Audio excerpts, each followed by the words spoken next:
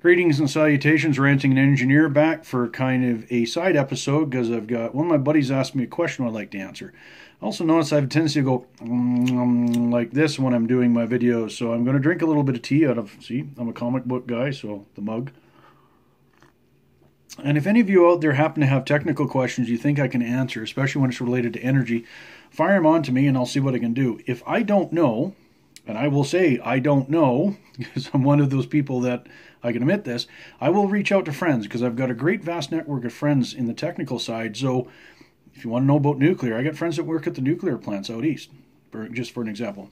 Okay, Mike's question here is, he says, so let's say you have a crude oil engine at your house big enough for standard heating electrical needs. Does the technology exist to deal with the exhaust waste to meet with the current emission standards in a footprint no bigger than a home oil furnace? So the key thing here is crude oil and footprint. So let's back up to, I want to get in here. I'm always worried about lighting. Anyways, so burning crude oil is extremely difficult. The reason for that is, and I don't know, Mike, if you saw my previous series on energy, oils have a tail. Bitumen has a bigger tail, but oils in general have a tail on it. The BS&W has a bit of salts in it. So when you're trying to burn crude oil, you get incomplete combustion. Even bunker C, which has been semi-refined or refined to a point you can use as a heating oil, unless it is burned properly, you're going to get, they still loop it into GHGs, but let's talk a simple methane molecule. As soon as you burn it, you get CO2 and H2O. It's pretty much complete combustion. Every time you add a carbon to that chain, you get a greater and greater chance of incomplete combustion. So you'll get carbon black, soot. You'll get partially raw fuel coming out. So when you think about you burn motor oil, okay, motor oil burns extremely black, brutal amounts of black. That's what we're looking at here. So you have to have a specialty furnace, first and foremost, to burn crude oil. Now, the other problem with crude oil is quite often it'll have some sulfur compounds in it if it hasn't been through the refinery. So you get something called SO3 or blue plume. That's bad. I've actually worked on projects where we were trying to burn bitumen up at one of the plants just south of Fort McMurray. And when you read the Alberta Environment Codes, we actually had to put in scrubbing systems for blue plume. Anyway, so that would be the first hard part, is you've got incomplete combustion of the crude oil. Now let's assume we did have a burner that could get mostly complete combustion. So you're going to still have a little bit of black crap to deal with. You're going to have a whole pile of carbon dioxide, water.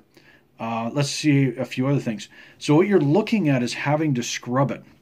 And that's your point here about emission standards.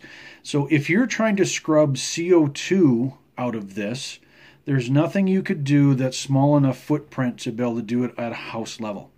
We do have selective solvent technology, so a lot of the times when we're trying to do CO2 sequestration, we're making the CO2 as clean as possible. We tend to put it through a selective solvent tower. Easiest way, you can do membranes. Again, membranes require a lot of pressure, but on the most part, capturing CO2 is actually quite difficult. It's energy intensive. So you need some pretty big equipment to do it. You got to think about a tower. Got to have the circulating liquid. I need to drink some more tea on that one.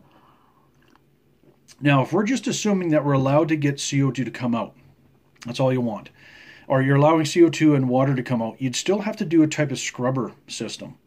You could do liquid scrubbing, which the technologies exist, but that means you've got a pump system that's got to circulate a fluid to knock out the particulates and scrub any of the stuff that isn't CO2 out of the gas.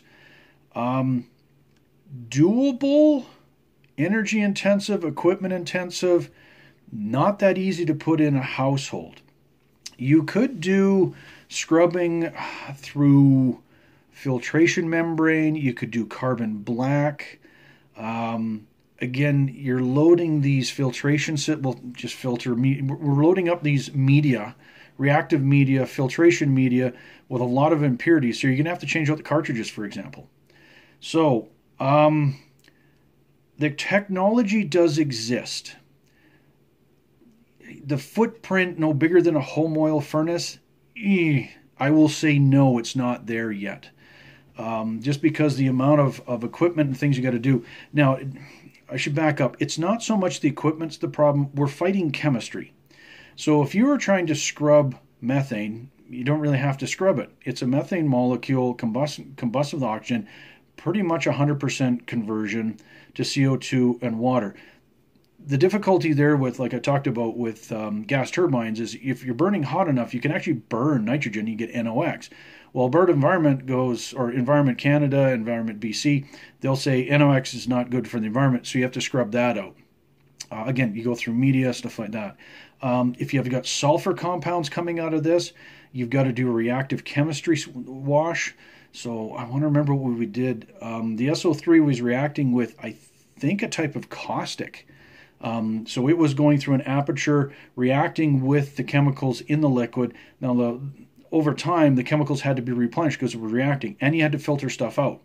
So you can understand that it gets a little tricky at the home level. At the industrial level, you can kind of get it to go. So is there patents and stuff out there? Well, there is, but just not in the way you're thinking. It's not like I can put something in a magical little box easily. We can assemble this stuff. But to try to put something this skid at every house right now, it just doesn't work. It's not there yet. So this is why burning crude oil on its own is not great. That's why I'm saying if we're going to use a background in Canada for hydrocarbon for heat and everything, we really should go to natural gas, which is just pure methane. Because this here, then your exhaust is only CO2 and water. You might get a little bit of carbon monoxide if you got a bad burner, but on the most part, not a problem. Anyways, I hope that answers your question, Mike, and I'll put this out for the general public to have a chance to look at. Again, anybody out there, if you've got some questions about this, let me know. I've worked in patents, I've worked in energy, all this other stuff. I'll do the best I can to answer. Cheers and have a good one. Bye.